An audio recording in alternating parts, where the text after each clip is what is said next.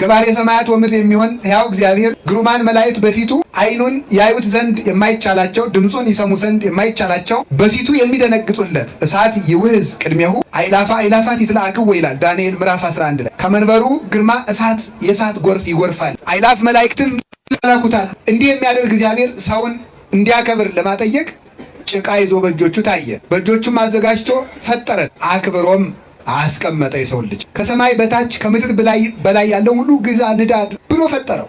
ራሱን አስመስሎ ፈጥሮ አዘጋጅቶ ንጉሥ ሁን አለ። በኋላ ይህን ሁሉ ሰጥቶት ግን አንድ ነገር ይቀረው ነበር። ያም ማነው? ሰው ነው። ሰው ማለት በነገራችሁ ላይ ሰው ማለት የከበረ ባህሪ ማለት ነው። የከበረ ባህሪ፣ የከበረ አካል ማለት ነው። ይገባችኋል? ለእናንተ እንግዳ አይሆንባችሁ ማለት አይደል? አዎ ጥሩ ነው። ሊቃውንቱን አላልኩም እናንተን ነው። ይገባችኋል አይደል? ምኑ ነው የሚገባችሁ? ከገባችሁ ትምህርቱን ላቁም ማለት ነው። ስለዚህ ሰው ማለት የከበረ ባህሪ ነው ብለናል። ምንድነው የከበረ ባህሪ ማለት? የከበረ አካል ማለት ነው። አካል ማለት ዘያክል በቂ ማለት ነው። በቂ ለማየት የሚበቃ ዓይን፣ ለመስማት የሚበቃ ጆሮ፣ ለመጨበጥ የሚበቃ እጅ፣ ለመዳሰስ የሚበቃ እግር፣ ለማሰብ የሚበቃ ልብ፣ ለማሰላሰል የሚችል ሕሊና፣ በቂ ፍጡር ማለት ነው። አካል ማለት በቂ ማለት ነው።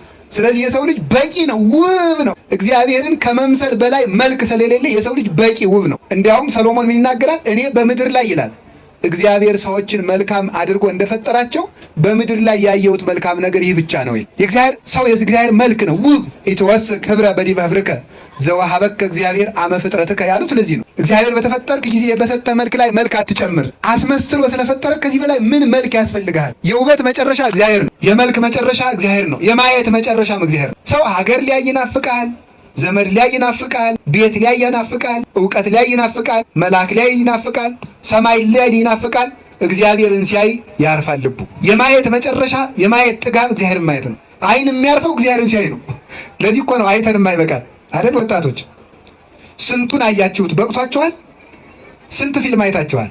ግን አልረካችሁም። ስንት ድራማ አይታችኋል? ግን መርካት አልተቻለም። ስንት መልክ አይታችኋል አይደል? አላያችሁም?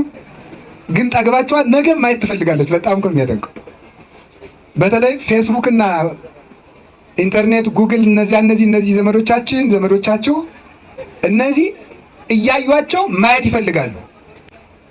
እንግዲህ የተማሩ ሰዎችም እንደሚሉት ሰዎች ፌስቡክ እና ኢንተርኔትን አይተው እንዳይጠጉ በሚያማልሉ ብርሃናት ተቀምመው የተሰሩ ናቸው።